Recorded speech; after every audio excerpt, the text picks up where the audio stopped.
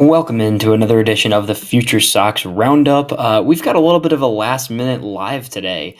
We are going live as it is about 5 p.m. Central on November 18th here. You've got myself, Elijah Evans, you've got Dylan Barnas, my co host, and we're going live because we were trying to figure out when to record today and ended up getting to the point where we're looking at things and we were like, yeah, let's just wait for the 40-man decisions.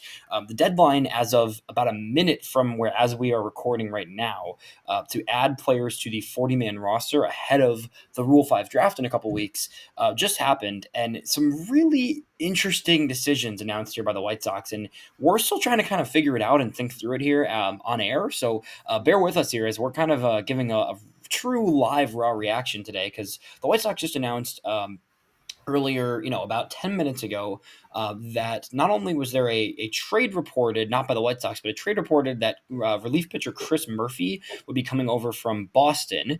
And then the White Sox themselves reported about 10 minutes ago that the contracts were selected of Tanner McDougal, who was the one, what we consider to be guaranteed add to the 40-man, and then Duncan Davitt, who was added this past offseason from the Rays. And then they also announced that Fraser Ellard had been placed on the voluntary retired list. So really interesting situation. This puts the White Sox roster at 37. The interesting aspect to consider, if you've listened to us normally, we talked about this a couple weeks ago, like there's a number of prospects that are now eligible to be taken in the Rule 5 draft who might get taken in the Rule 5 draft. So that's we're going to get into all this. But Dylan, what is your just initial reaction here as we kind of are 10 minutes out now, from the news of how the White Sox went about this 40-man crunch? I think you said it like off the top. Tanner McDougal was the obvious one. And if you didn't expect him to get protected, then, I mean, very simply put, you were wrong. Like Tanner McDougal was going to get protected. He's going to be on probably the big league roster very quickly in 2026. But then Duncan Davitt, he was one that I could see going either way, but I like that they protected him. He's got a funky pitch mix.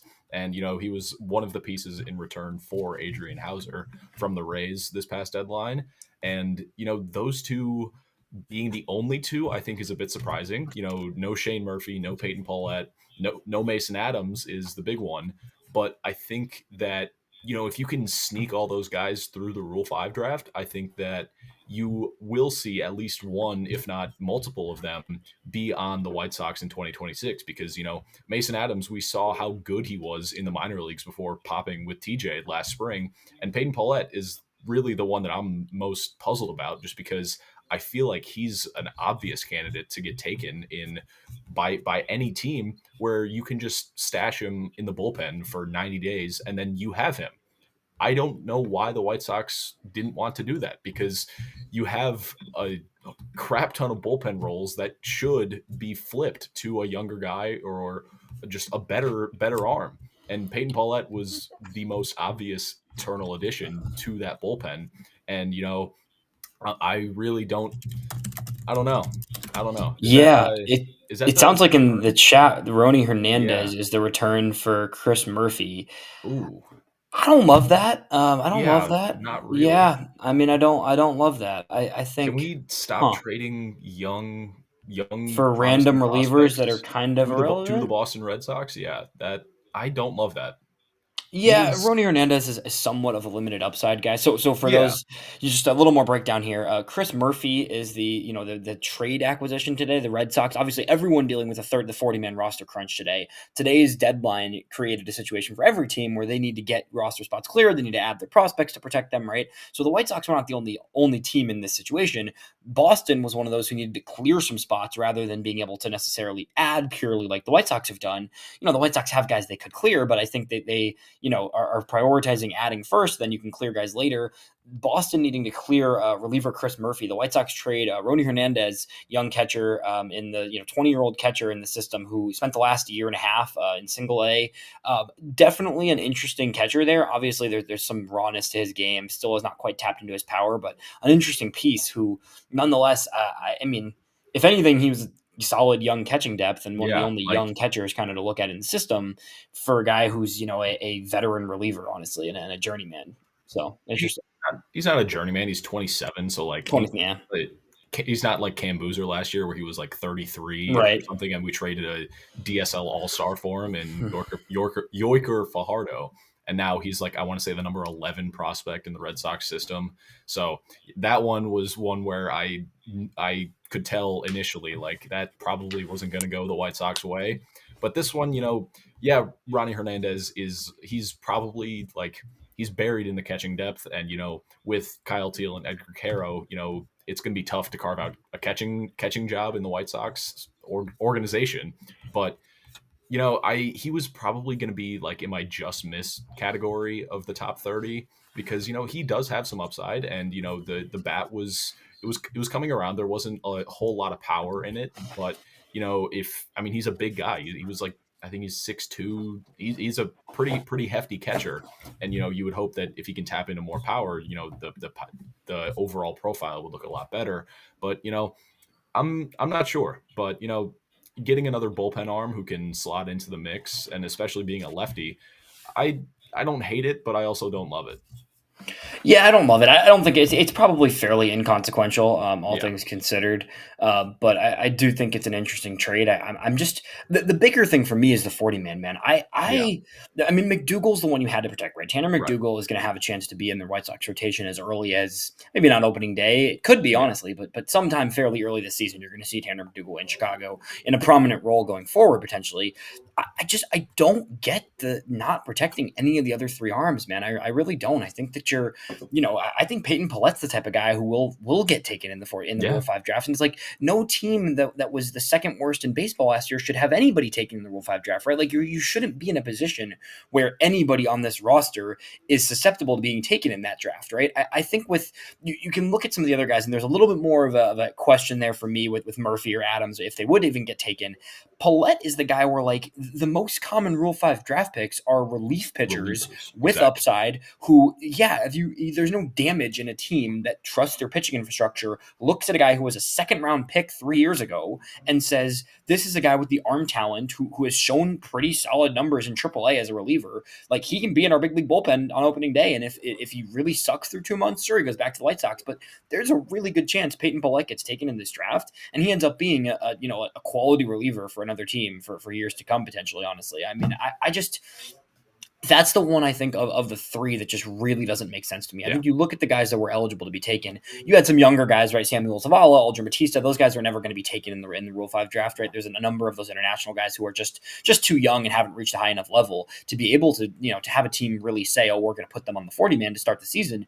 With a Peyton Paulette, like this is not some late round like find. Like I think the slight logic with Murphy or with Adams might be, these are kind of our deep flyers, right? These are guys we took in late rounds.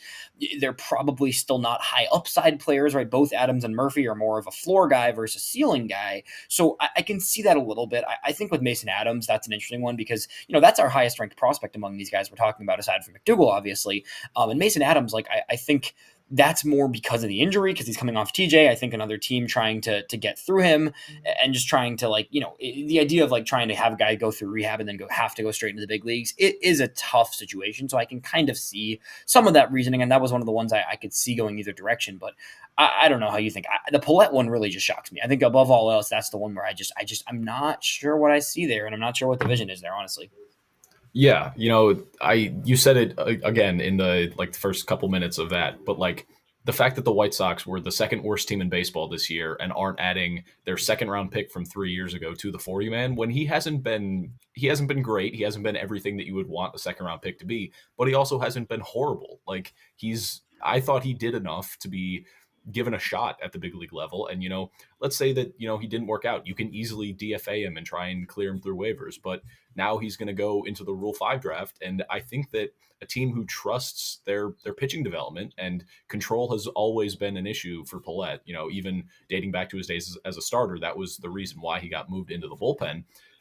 I think that a team can look at his just raw stuff and say, there's characteristics here that we like, and we're going to try and slot him in. We're going to try and find him a role in our bullpen.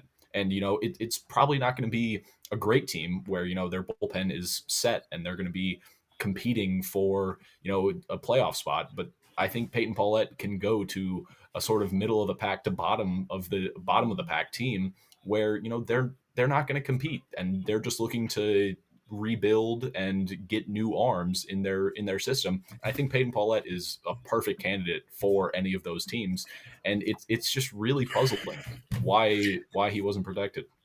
Yeah, I don't get the Paulette one. I really don't. But even when I try to like think and boil down the Adams or the Murphy, right? Like, who's to say a team won't look at Mason Adams and say we're going to put him on the IL for 2 months, and then he could still get 3+ months of Yeah, big league time with us, right? I think for a rebuilding team, particularly if you look at it, some organizations that are at the lower tier of Major League Baseball right now, like why would you not, a guy that's had that much success? I think there's some logic to, hey, we'll get this guy through his rehab and then get him in the big leagues, and if he absolutely sucks, then fine, he can go back to the White Sox. But like, right. what's really the downside in taking a shot at a guy who is coming off of an injury? You put him on the IL for 2 months, and then you still can rehab start him in AAA, even though the 40 man, the Rule 5, right? Like the whole logic is, you've got the point of the Rule 5 draft, right, is when you take a player from there, you have to keep them on your active roster at the big league level. That doesn't apply to rehab starts, though, right? And you have to think about, from a guy like Mason Adams, if he spends the first 2 months of the season on the 60-day IL recovering from TJ, and then another team works him through that process, they give him a handful of rehab starts in AAA, but also just to get AAA innings because he's a guy that would have needed AAA innings anyways. Then you could have him in the big leagues by July, and he could spend the last 3 months of the season on a big league roster and maybe finding a big league role for some team. So I don't know. And then you look at Shane Murphy, right? The last guy to mention of those main ones that we kind of pointed out. And Shane Murphy just came off of one of the best seasons in all of minor league baseball. So yeah, he's not a high upside guy. And yeah, he throws 90, right? But like, this is a guy who just dominated AA all season and finished the year in AAA. And there's teams out there that could say, hey, he can be our long reliever this season and start in the bigs. And, he might just be a funky, fun swingman type and at the big league level, right? So I'm just really curious. The thing that makes me wonder too is like, even with so you add Chris Murphy, you add Tanner McDougal and Duncan Davitt to the 40 man. Originally, it was at 35 before today. That brings it up to 38. And this is by my calculation. I could be off on this, but I believe it was at 35 going in today. Obviously, the Chris Murphy trade is not official yet, but assuming the Chris Murphy trade, those two guys added, that brings it to 38. The Fraser Eller retirement brings it down to 37. Even with a Rule 5 pick of our own coming in the 2 weeks in December, there's still two spots there. So like, what's the downside of adding those two spots to two of those young guys? And then when you do add free agents, right, there's plenty of guys that can still be DFA'd on this roster, and that's the part that I just don't fully see. And I'm curious to just see how how it plays out here in the next few weeks, because like, there's still a number of guys when you look at this 40 man that I think you could DFA tomorrow and it really wouldn't hurt. So I'm honestly a little confused, and I'm curious to see how the rest of this shakes out, just going forward into the offseason. Yeah, and there's like you mentioned like the dead weight on the 40 man. Well, I don't want to call it dead weight, but like Ben Cowles and Derek Hill, what are they doing here? Like, yeah, Derek Hill is fast. He's got legs, and he can probably play center field when Luis Robert inevitably gets traded. But like, I would rather see Peyton Paulette or Shane Murphy or Mason Adams on the 40 man over those two guys. And we can go into the bullpen. There's maybe four names in that bullpen where I would say, yeah, you're better than Peyton Paulette and you deserve a shot over him.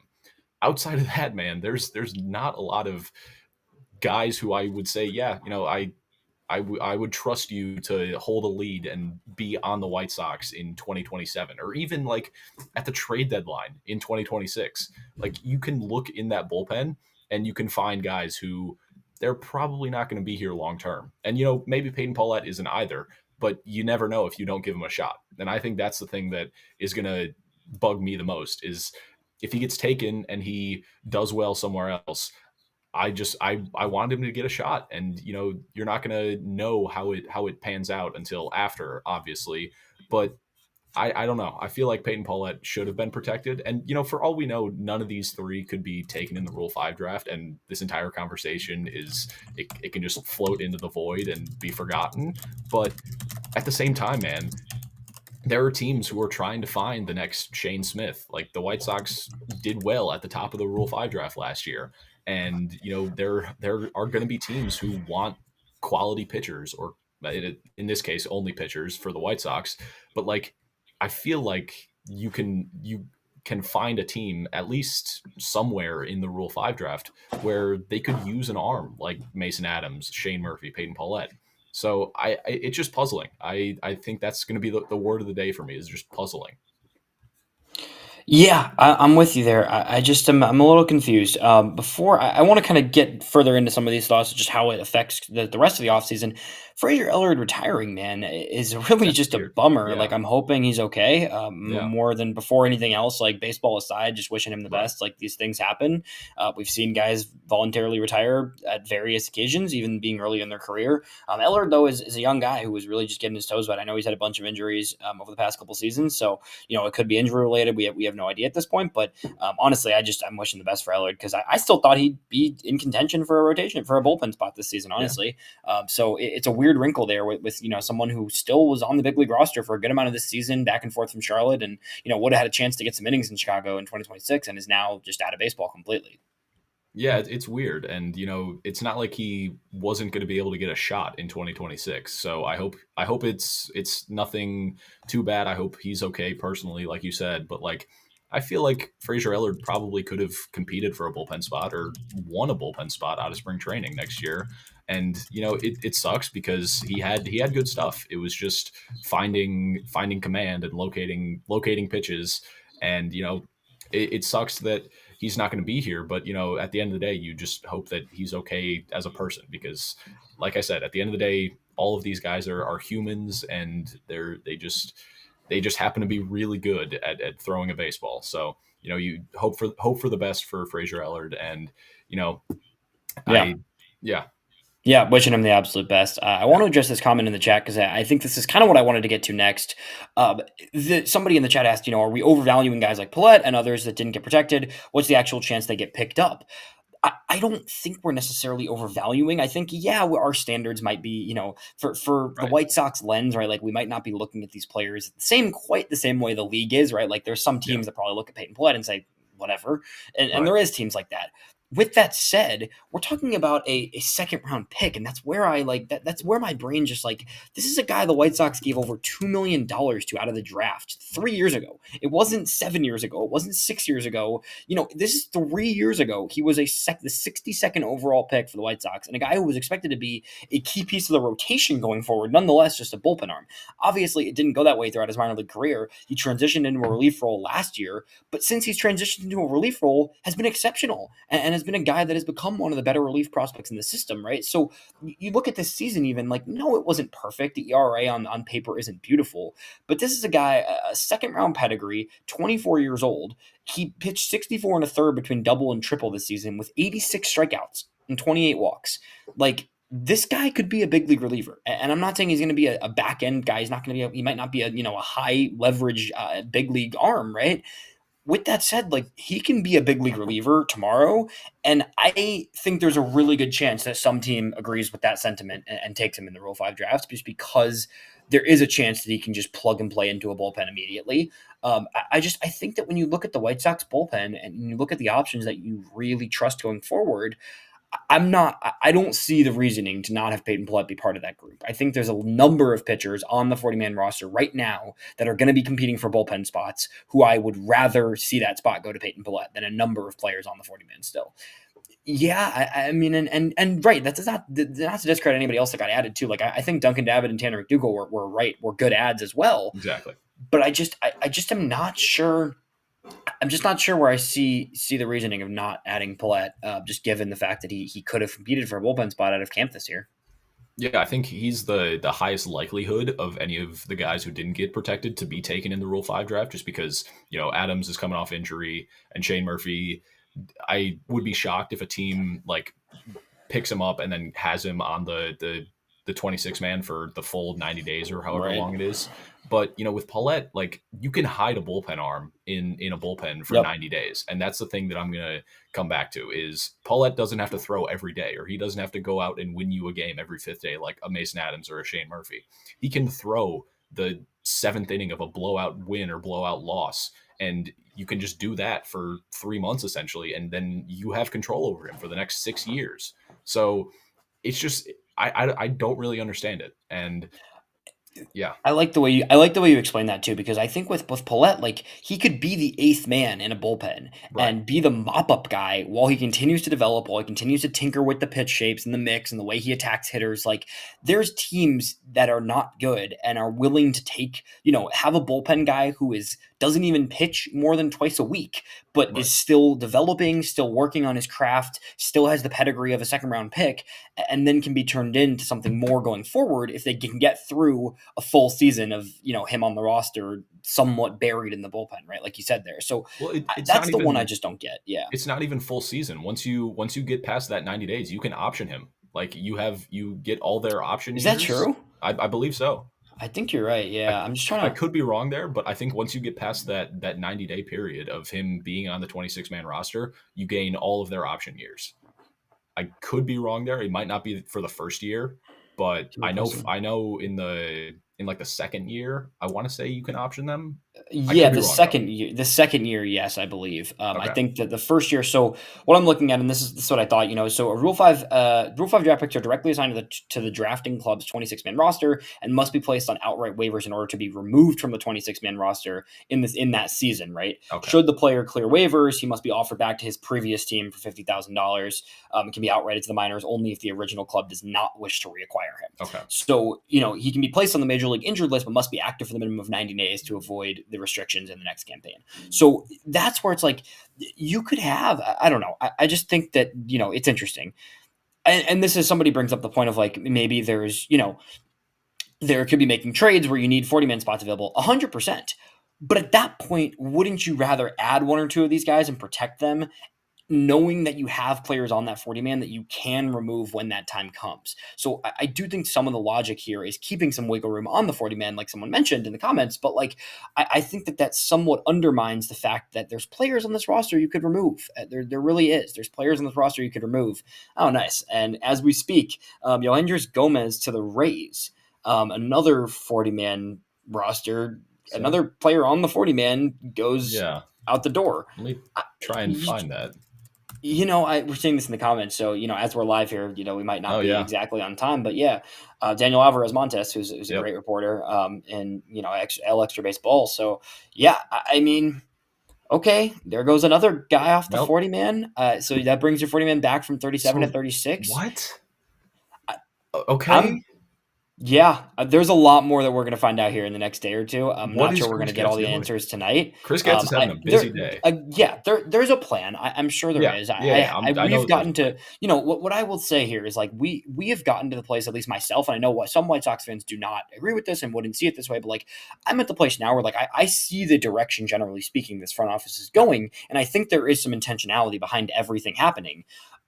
Right now we don't have answers, and we might not have answers today, but there's definitely got to be something more here than just, oh, okay, we're not going to protect these guys. There's got to be something more in the works here. Somebody just said there has to be a trade coming. Like, yeah, there's got to be something Yeah. coming here. I don't know exactly what it is, and we'll figure it out. But really interesting. And one day, just to Yeah. sum it up, yeah, Ronnie Hernandez going to Boston for relief pitcher Chris Murphy. You've got Yoendris Gomez going to the Rays for something we don't know yet. Yeah. You've got multiple prospects that we expected to be added potentially, not added to the 40-man.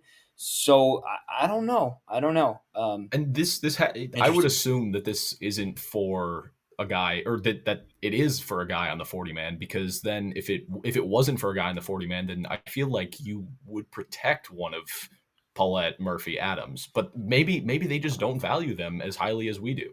Maybe the White Sox just see something in Peyton Paulette or Mason Adams or Shane Murphy that can tell them like, all right, yeah, we can lose this guy and we'll be fine.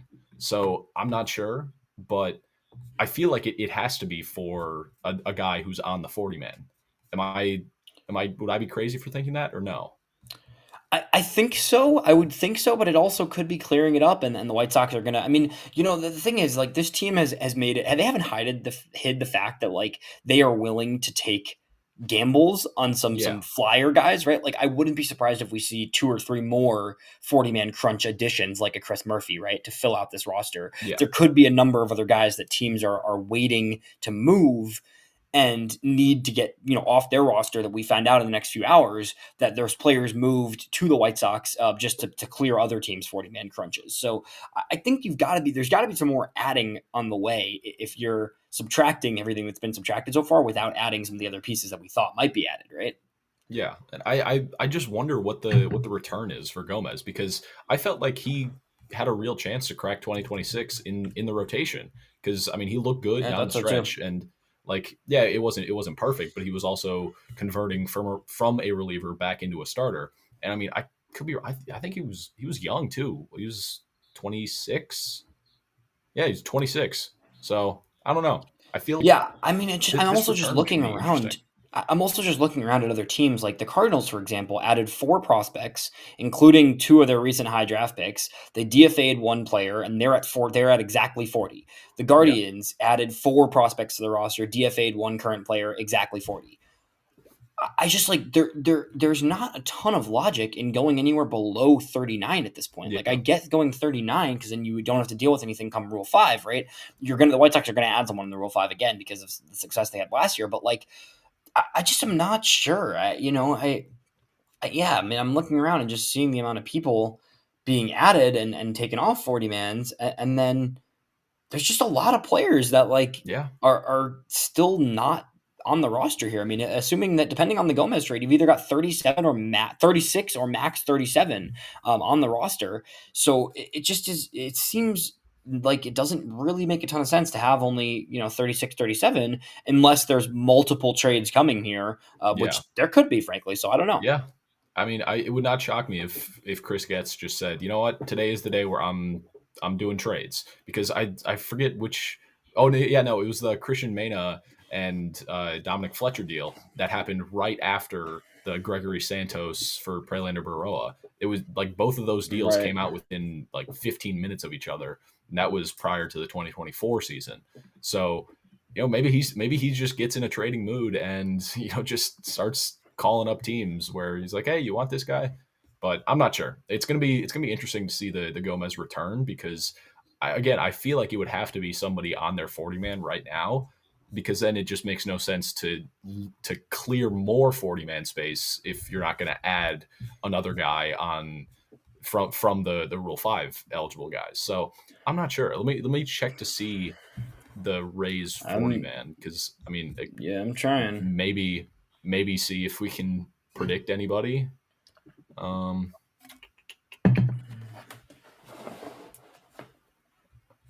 I'm looking over, and there's not many guys who I would say are like who match up value wise with a Yoendris Gomez. Maybe like an outfielder, Jake Mangum. Maybe, I'm not sure. He's on their 40 man. Yeah.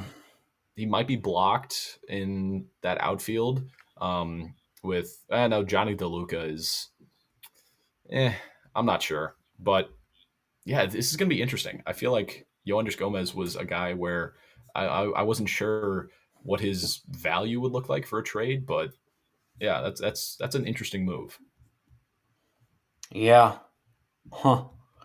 Yeah, I don't know. I don't know. It's interesting. There's a lot to consider here.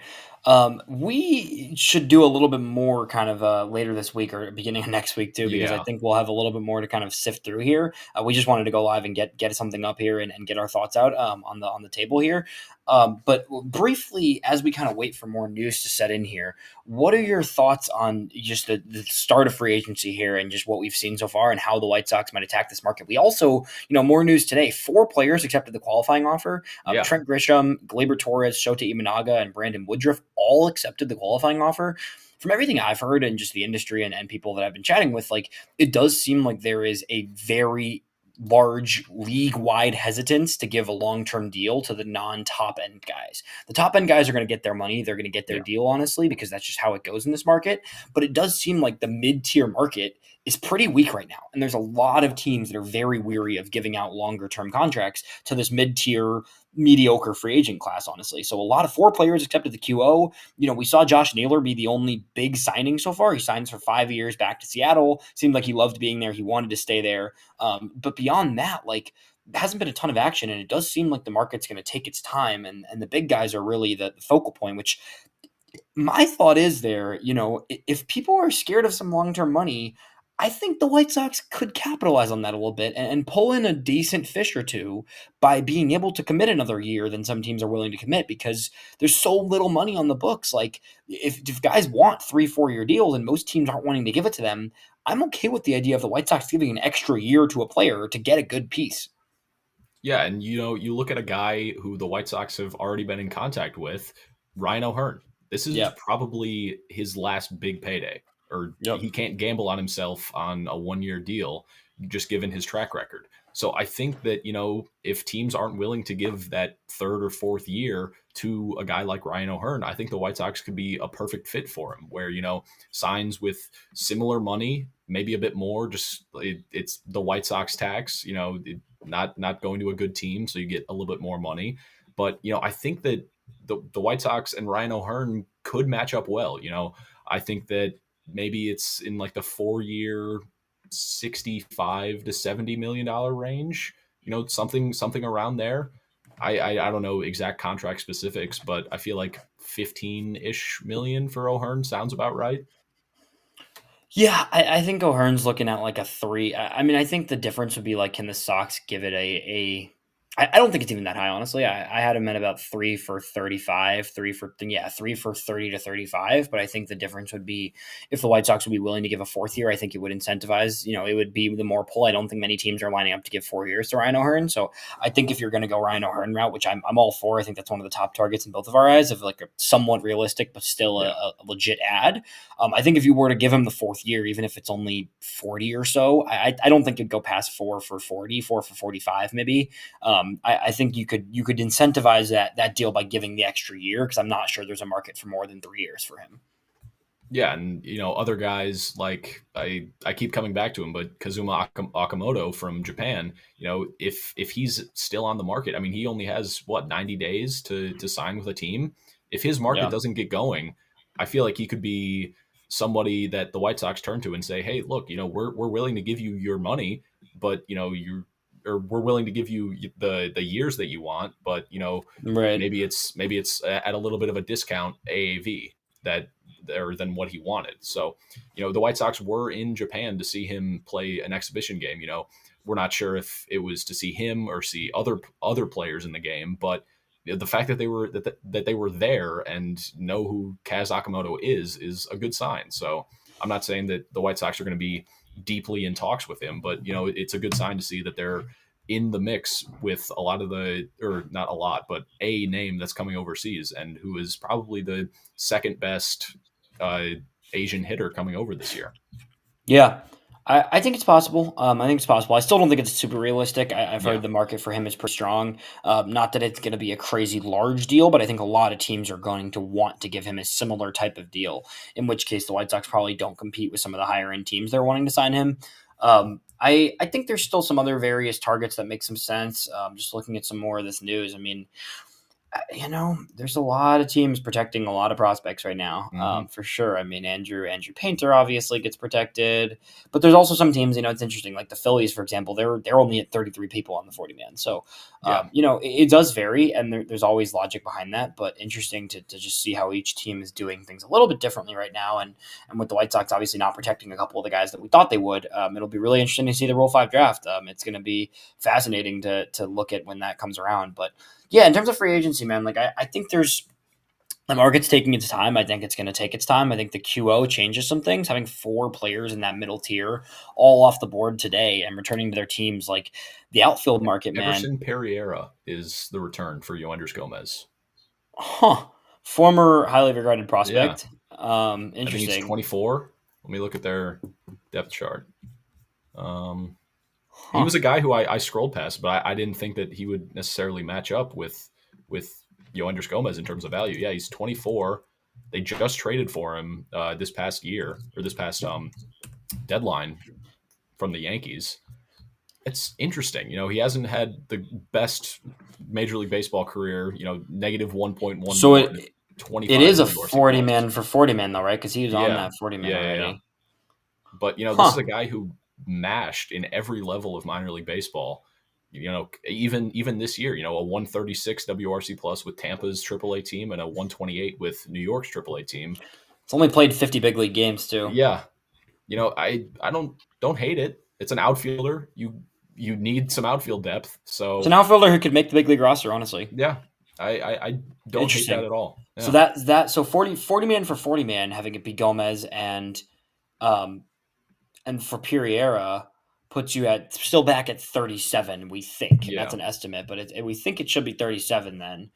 When you add the two guys, bring a couple in, interesting to see. So, yeah, I mean, we'll see. We'll it's see. yeah. I don't know. I feel like that's around where I would value Yoenders Gomez, but I think that Pereira is a decent guy. Similar to a Curtis Mead, where highly rated prospect in like all throughout the minor leagues, and hasn't performed well in the big leagues, and the White Sox are going to take a chance on him. And he's an outfielder. Again, warm bodies to play the It's a outfield flyer. is always good. Yeah, and I believe he still has option. Yeah, he still has 2 more years of options. So I don't hate it. He's dealt with the strikeout at pretty much every level of his career, and that's been the main thing. In 50 MLB games, 38.6% strikeout rate and an 8.5% walk rate. So the bat to ball skills are going to need to improve, but you know.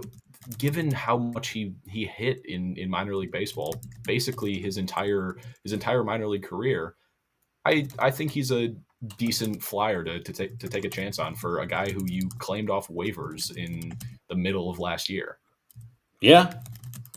Yeah, I don't mind it. I don't mind it. I think that's an interesting 40 man swap, just Yeah, swapping two guys both on the 40 man who both are fringe roster guys. But Pereira could definitely be a guy that makes ends up getting some big league games this year in the outfield, especially with the status of the outfield being as uncertain as yeah, it is going forward. So, interesting one there. I know we both got to get going soon here. Any last thoughts just on the 40 man decisions and heading into free agency? I think we'll have to do another, follow up on all of this next week because there's a lot of yeah, stuff that still seems like we're going to get some more info here coming in the next handful of days.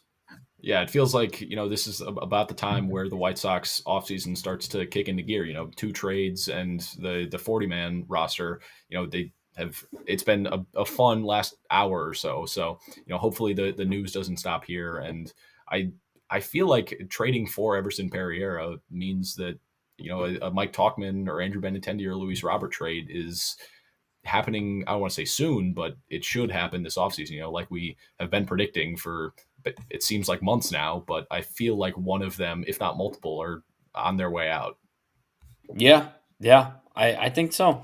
That seems like what's about to happen here. So yeah, some interesting decisions for sure. I'm hoping that Peyton Pillette, Mason Adams, Shane Murphy remain Yeah, with the organization stick past around. past December, but we'll see. There's a real chance that any of those guys get taken in the Rule 5 draft, and yeah, we'll keep you updated here on the Future Sox podcast. Stay with us. We'll be updating on socials. Of course, at Future Sox. Dylan is at Not Cease. I am at Elijah EV8. We'll keep you rolling with White Sox news throughout the offseason, and it's going to be really fascinating to see the next steps of the White Sox offseason plan here. Yep. Thanks, everyone, for tuning in.